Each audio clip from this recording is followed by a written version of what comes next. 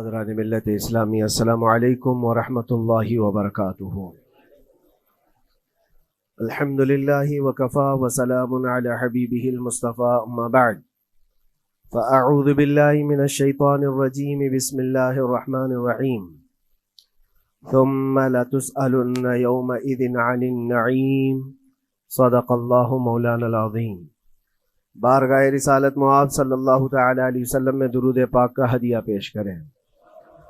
اللہم صلی علی سیدنا و مولانا محمد معدن الجود والکرم وآلہ واصحابہ الکرام وابنہ الکریم وبارک وسلم صلاۃ دائمۃ سرمدا ابدا۔ قرآن عظیم میں اللہ رب العزت ارشاد فرماتا ہے، پھر تم سے ہر نعمت کے بارے میں ضرور پوچھا جائے گا۔ جو نعمتیں اللہ رب العزت نے تمہیں عطا فرمائی ہیں ان سب کے بارے میں قیامت کے دن پھر سوال کیا جائے گا۔ یہ سورہ تکاثر ہے جس میں اللہ تعالیٰ فرماتا ہے الہاکم التکاثر۔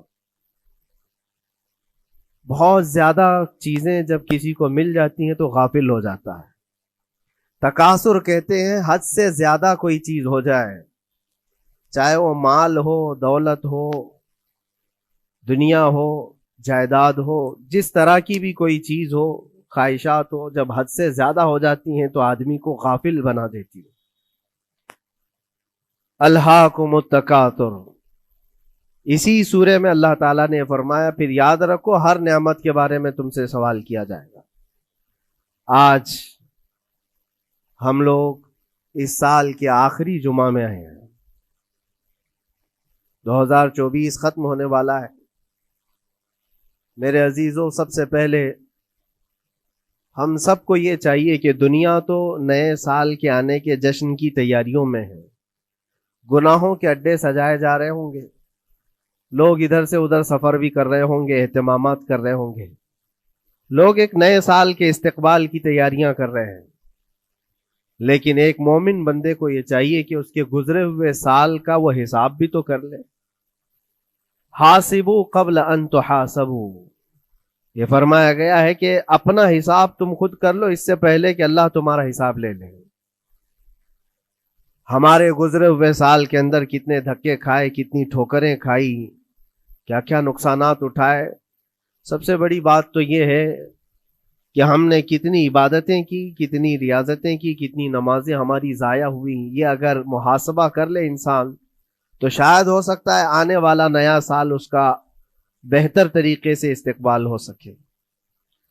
لیکن اگر صرف جشن کی تیاریاں کرتا ہے اور ہر نئے سال میں وہ اسی طرح کے دھوم دھڑاکوں سے داخل ہوتا ہے تو گزرے ہوئے سالوں کی غلطیاں اسے کبھی یاد نہیں آتی۔ اللہ تبارک و تعالیٰ قرآن پاک میں فرماتا ہے کہ تم سے ہر نعمت کے بارے میں پوچھا جائے گا، ہر نعمت کے بارے میں پوچھا جائے گا۔ حدیث پاک میں ہے، نبی کریم صلی اللہ تعالی علیہ وسلم فرماتے ہیں کوئی انسان قیامت کے میدان سے اس وقت تک اپنا پیر نہیں ہٹا سکتا جب تک 5 سوالات اس سے نہ کر لیے جائیں۔ 5 سوالات میں سب سے پہلا سوال کیا ہوگا؟ اللہ تعالیٰ یہ پوچھے گا کہ میں نے تجھے جوانی دی، تو نے کہاں کہاں خرچہ کیا؟ یہ پہلا سوال ہے۔ اور محدثین و مفسرین فرماتے ہیں کہ ایک سوال کے جواب میں بندے کو 500 سال بھی لگ سکتے ہیں۔ اپنی صرف جوانی کا حساب دیتے دیتے کسی کو 500 سال، کسی کو 700 سال لگ جاتے ہیں۔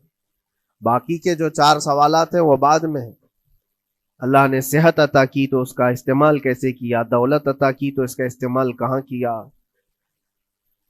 صرف جوانی کا جواب دینے میں جب 500 سال لگ جاتے ہیں تو پوری زندگی کا حساب کیا دے پائے گا؟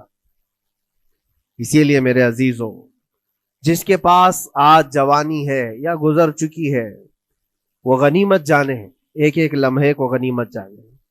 اور ایک حدیث پاک میں آپ کو بتاتا ہوں، اللہ کے حبیب صلی اللہ تعالی علیہ وسلم فرماتے ہیں 5 چیزوں کو 5 چیزوں سے پہلے غنیمت جانو۔ اس میں سے 2-3 میں ذکر کرتا ہوں۔ حضور پاک صلی اللہ تعالی علیہ وسلم فرماتے ہیں اپنی صحت کو غنیمت جانو بیمار ہونے سے پہلے۔ آج صحت مند ہو تو اس کی قدر کرو بیمار ہونے سے پہلے. ہاتھ نہیں ٹوٹا ہے ابھی, پاؤں نہیں ٹوٹا ہے, سر سلامت ہے, سوچنے کی طاقت ہے, زبان سلامت ہے. اپنی صحت کو غنیمت جانو اور ہر دن اللہ کا شکر ادا کرو کہ مولا میری طاقت اور میری حیثیت سے زیادہ تو نے مجھے عطا کیا ہے. اور اگر اپنی صحت کا خیال نہیں ہے, قدر نہیں ہے, تو جاؤ کبھی کسی کینسر ہاسپٹل میں جا کر کے دیکھو, کئی ایسے لوگ ہیں جو موت اور حیات کے بیچ لڑ رہے ہیں. کچھ تو ایسے ہیں جو روز موت کی تمنا کرتے ہیں لیکن موت بھی نہیں. مجھے یاد ہے آج تقریباً 8-9 سال ہو گئے ہوں گے, ایک کینسر ہاسپٹل میں ایک ادھیڑ عمر کے شخص سے ملاقات. میں تیمارداری کے لیے یا عیادت کے لیے جایا کرتا تھا. اس شخص نے بستر پر لیٹے لیٹے کہا اس کے گردن میں ایک ایسی عجیب قسم کی کینسر کی پھنسی تھی جس سے ہمیشہ خون اور پیپ رستا رہتا ہے. کافی دنوں سے ہاسپٹلائزڈ ہے, لیکن ایک اس کی جو گڑ گڑاہٹ دیکھا اور ریکویسٹ میں نے سنا, کہا کہ حضرت صرف اتنی دعا کر دے کہ میرا سر اٹھے اور میں سجدہ کر سکوں. اس لیے کہ جوانی میں نے سجدے نہیں کی, اللہ کے عبادت نہیں کی, اور آج شدت سے خواہش ہوتی ہے کہ میں عبادت کروں یا سجدہ کروں, لیکن سر اٹھاتا ہوں تو یہاں سے پیپ اور خون شروع ہو جاتا ہے. اب وہ طاقت نہیں ہے. اس دن میرے دل پہ یہ بات لگی, کیا سچ فرمایا میرے آقا صلی اللہ علیہ وسلم نے, اپنی صحت کو غنیمت جانو بیمار ہونے سے پہلے. کہیں ایسا وقت نہ آئے کہ تم سجدہ کرنا چاہو لیکن تمہارا سر اٹھانے کے قابل بھی نہ رہے, تمہارے پاس وہ طبیعت بھی نہ رہے. ایک یہ تو پہلی چیز ہے. دوسری چیز, نبی مکرم صلی اللہ علیہ وسلم ارشاد فرماتے ہیں کہ تم اپنی جوانی کو غنیمت جانو بڑھاپا آنے سے پہلے. جوانی کو غنیمت جانو بڑھاپا آنے سے پہلے. آپ کو پتا نہیں ہے بڑھاپا کیا ہوتا ہے؟ بڑھاپے میں صرف خواہشیں رہ جاتی ہیں, کرنے کی تمنا رہ جاتی ہے لیکن طاقت نہیں رہتی. بڑھاپے کے اندر اعضاء ڈھیلے ہو جاتے ہیں, نہ وہ صحیح ڈھنگ سے پوری عبادت کرنے کے قابل رہ جاتا ہے, بلکہ وہ سوچتا رہ جاتا ہے کہ کاش میں اپنی جوانی میں اتنی نمازیں پڑھ لیا ہوتا, اتنی تسبیح پڑھ لیا ہوتا, لیکن کر نہیں پاتا. اسی لیے اللہ کے نبی صلی اللہ علیہ وسلم نے فرمایا بڑھاپا آنے سے پہلے اپنی جوانی کی قدر کر لو.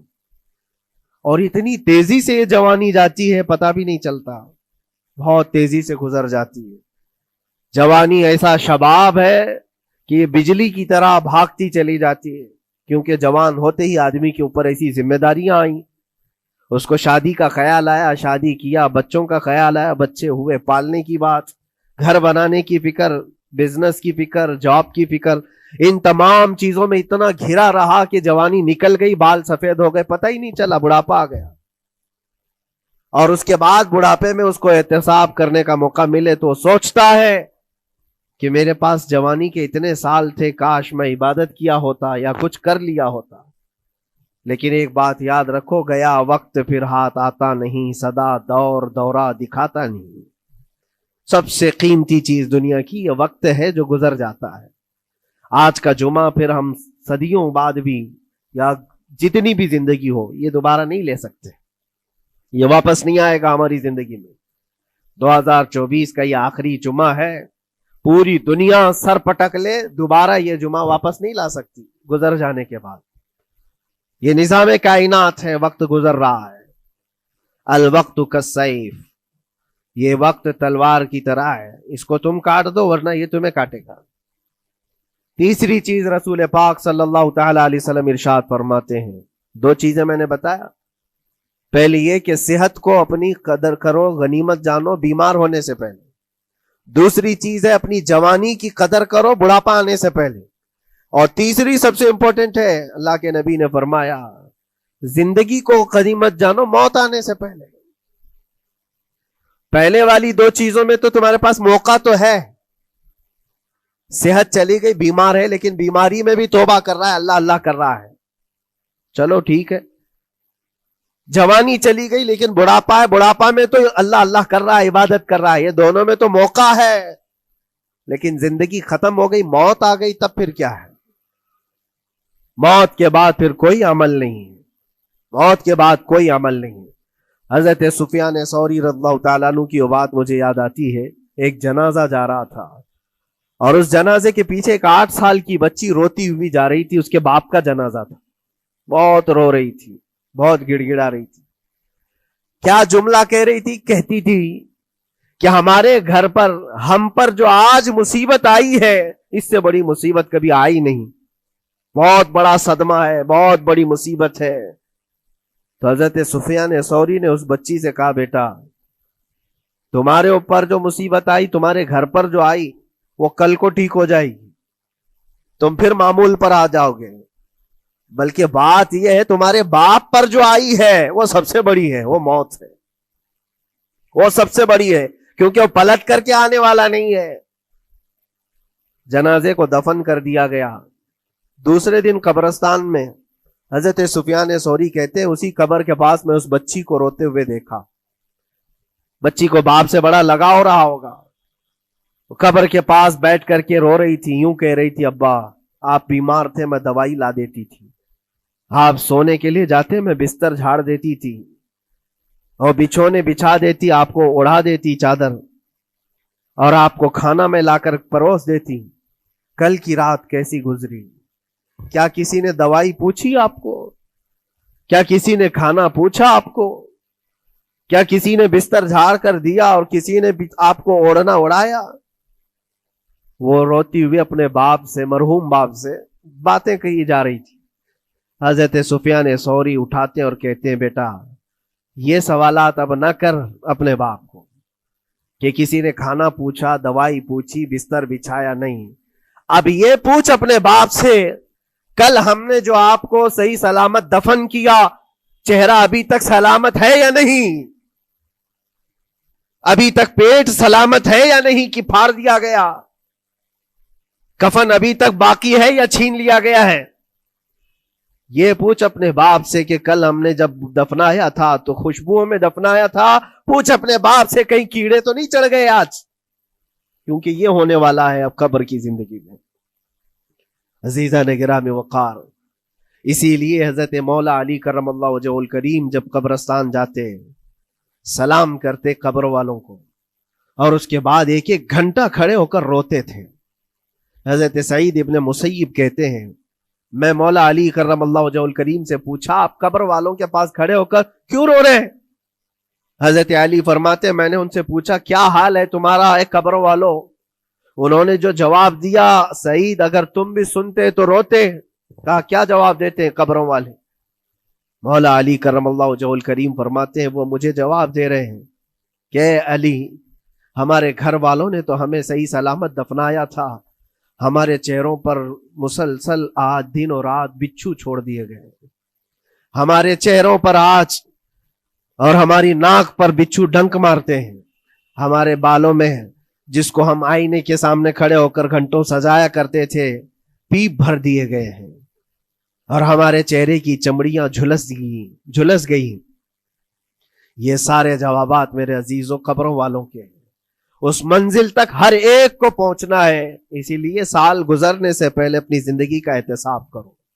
اللہ رب العزت نے ابھی بھی ہمیں موقع عطا کیا ہے، ابھی تمہاری زندگی ختم نہیں ہوئی، سانس لے رہے ہو، توبہ کر لو، دعائیں کرو کہ مولا کریم ہمارے لیے نیا سال خیر و برکت والا بنا، گناہوں سے بچنے والا بنا۔ کچھ لوگوں کی حالت یہ ہے کہ گناہوں پہ گناہ جب ہو جاتے ہیں تو نا امیدی کے شکار ہوتے ہیں، اب کیا ہونے والا ہے، میں تو بہت پاپی ہوں، بہت خطا کار ہوں، مجھ سے تو بڑے بڑے گناہ ہو گئے ہیں، اب میں کیا کر سکتا ہوں؟ نا امیدی کفر ہے میرے عزیز۔ آپ کو بتاؤں، رسول پاک صلی اللہ تعالی علیہ وسلم ایک مرتبہ صحابہ سے فرماتے ہیں، تمہیں پتا ہے اللہ رب العزت کا کرم اور اس کا رحم کیسا ہے؟ مسکرانے لگے۔ صحابہ نے پوچھا آپ کیوں مسکرا رہے ہیں؟ کہا اللہ تبارک و تعالی فرماتا ہے کہ صحرا میں چلنے والا ایک آدمی، غور سے سنیے گا، صحرا ڈیزرٹ، صرف ریت کا میدان، کہیں کوئی جھاڑ نہیں، کوئی عمارت نہیں، کوئی چھاؤں لینے کی جگہ نہیں، کوئی ایک بندہ اپنی اونٹنی پر ساز و سامان رکھ کر کے چل رہا تھا۔ صحرا کا سب سے بڑا پرابلم یہ ہوتا ہے کہ راستہ معلوم نہیں ہوتا، ہر طرف تو سیدھا ہی راستہ دکھتا ہے، डायरेक्शन पता ही नहीं होता, चारों तरफ से आसमान मिला हुआ दिखता है, जैसे समंदर है वैसे सहरा है। कभी अगर आपने सफर किया हो, हमने मिस्र में देखा है 200-250 किलोमीटर तक गाड़ी चलती है, एक दरख्त भी नहीं आता, एक इमारत भी नहीं आती सहरा में। रास्ते भूल जाते हैं लोग। पहले के दौर में तो कोई नेविगेशन भी नहीं था। तो कोई बंदा ऐसे जो ऊंटनी पर साजो सामान रख करके सफर कर रहा है और एक जगह थक करके सो गया सहरा में। सुनी है, ये मिसाल फरमा रहे मेरे आका सल्लल्लाहु अलैहि वसल्लम। थक करके सो गया और जैसे उसकी नींद खुली तो देखा ऊंटनी साजो सामान के साथ गायब है, कुछ भी नहीं है उसके पास। खाने पीने की जो चीजें थी, साजो सामान था, सब ऊंटनी के साथ गायब हो गया। अब वो बीच सहरा में इतना हैरान और परेशान, उठ करके तलाशने लगा। अब उसको ना रास्ता दिखाई दे, ना अपनी ऊंटनी दिखाई दे। शिद्दत प्यास की वजह से अब वो जगह जगह पानी तलाश कर रहा है, पानी भी नहीं मिलता सहरा में। मौजे सुराब जिसको कहते हैं ना, मौजे सुराब क्या है? रेत चमकती है सूरज की धूप से और इंसान को ऐसा लगता है उधर पानी है, और वहां तक पहुंचता है तो पानी नहीं होता, रेत होती है। वो इसी पानी को तलाश करते करते सहरा में मर जाता है। सहरा में बहुत लोगों की मौतें होती हैं, पहले बहुत लोग मर जाते थे जो रास्ता भटकते थे। अब हदीस पाक में फरमाया गया, वो बंदा जिसकी ऊंटनी गायब हो गई, साजो सामान भी नहीं, ढूंढता रहा पूरा दिन पूरी रात, थक हार करके आजा जवाब दे गए। अब ना पानी मिलता है, ना खाना मिलता है, ना अपनी सवारी मिलती है। एक जगह आकर बैठ गया, अपनी आखिरी सांसें गिन रहा था, क्योंकि अब आजा जवाब दे गए थे। सख्त शिद्दत की धूप, सहरा की तपती हुई जमीन और भूख और प्यास की तकलीफ अलग। जैसे ही वो लेटा उसकी आंख लग गई, उसको लगा अब ये मेरी आखिरी सांसें हैं, अब मरने का वक्त करीब आ गया है। फिर उसकी आंख खुलती है। आंख खुलती है तो देखता है उसकी ऊंटनी साजो सामान के साथ पास में खड़ी है, खाना भी भरा हुआ है, पानी भी भरा हुआ है, सब कुछ है। अब नबी पाक सल्लल्लाहु ताला अलैहि वसल्लम सहाबा से पूछते हैं, अरब वाले बहुत अच्छी तरह जानते थे सहरा का सफर क्या होता है। पूछते हैं, ऐ मेरे सहाबा बताओ, उस बंदे को अपनी गुमशुदा ऊंटनी मिलने का कितना अच्छा लग रहा होगा, कितनी उसको खुशी हुई होगी। सहाबा कहते हैं, या रसूल अल्लाह सल्लल्लाहु अलैहि वसल्लम, उसकी तो जान में जान आ गई, सहरा में अपनी गुमशुदा ऊंटनी मिल जाए, खोया हुआ सामान, अपनी गुमशुदा सवारी और पानी मिल जाए, ये तो हयाते नौ की एक बहुत बड़ी खुशखबरी है उसके लिए। हुजूर पाक सल्लल्लाहु ताला अलैहि वसल्लम फरमाते हैं, सुनो, ये मिसाल मैंने बताया, इसी तरह से अगर कोई बंदा गुनाहों में डूब गया है, खताओं में डूब गया है, कसरत से गुनाह करता रहा, फिर थक हार करके एक दिन वापस आ गया, अल्लाह की बारगाह में सजदा रेज हो गया, झुक गया, तो उस गुमशुदा ऊंटनी के मिलने से उस सहरा नवर्द को जितनी खुशी हुई थी, अल्लाह करीम उससे भी ज्यादा अपने बंदे के वापस आने पर खुश होता है। अपने बंदे के वापस आने पर खुश होता है रब तबारक व तआला कि मेरा खोया हुआ बंदा मेरे दरबार में वापस आ गया है। आज हमारे पास वक्त है वापस पलटने का। मेरे अजीजों, ना उम्मीद ना हो, हमें हमारे जाने से पहले हिसाब करने के लिए मौला ने वक्त दिया है। पता है आपको, ये भी मेरे आका सल्लल्लाहु ताला अलैहि वसल्लम की रहमत कामिला है। रब तबारक व तआला से आपने ये दुआ कर कर करके अपनी उम्मत के लिए इतना वक्त दिलाया है कि अल्लाह तबारक व तआला से हुजूर सल्लल्लाहु अलैहि वसल्लम ने यूं अर्ज किया कि मौला मेरी उम्मत को तौबा की मोहलत दे, तौफीक दे, मोहलत दे। कहा कि मरने से 1 साल पहले तक? कहा नहीं, ये बहुत लंबा वक्त है, पता तो नहीं है मरने से 1 साल पहले तौबा करेगा, कब मौत आने वाली मालूम नहीं। कहा मरने से महीना पहले तक? कहा नहीं, ये भी वक्त ज्यादा है। कहा मरने से 1 दिन पहले कोई तौबा कर ले तो माफ कर दिया जाएगा। नबी पाक सल्लल्लाहु अलैहि वसल्लम ने अल्लाह की बारगाह में गिड़गिड़ाते हुए कहा, मौला 1 दिन भी बहुत है, और मौका दे दे मेरी उम्मत को और मौका मिल जाए। रब तबारक व तआला ने 1 दिन पहले तौबा करने वाले को माफ करने का वादा फरमाया, लेकिन नबी रहमत सल्लल्लाहु अलैहि वसल्लम ने अर्ज किया कि मौला और भी कम कर दे। रब तआला फरमाता है, موت کا جو گرگرا آتا ہے، یعنی جو ہچکی آتی ہے، فرشتے نظر آنے لگتے ہیں، رب تعالیٰ فرماتا اس سے 1 منٹ پہلے بھی توبہ کر لے میں سب معاف کر دوں گا۔ یہ صرف رسول پاک کی اس امت کے لیے، اس امت کا خاصہ ہے۔ مرنے سے 1 منٹ پہلے بھی وہ آ جائے اللہ کی بارگاہ میں، مولا معاف فرما دے گا۔ عزیزان گرام وقار، اسی لیے میں عرض کرتا ہوں کہ وقت تمہارے ہاتھ سے نکلنے سے پہلے تم آ جاؤ اور اسی دربار میں آؤ جہاں بیٹھنے والا صدیق اکبر بنا، جس کے قدموں میں بیٹھ کر فاروق اعظم بنا، جس کی چھاؤں میں چلنے والا عثمان ذو النورین بنا، اور جس کا لعاب پاک پی کر کے حیدر کرار بنا۔ اس دربار میں آ جاؤ، کامیابی ہماری وہیں رکھی ہے۔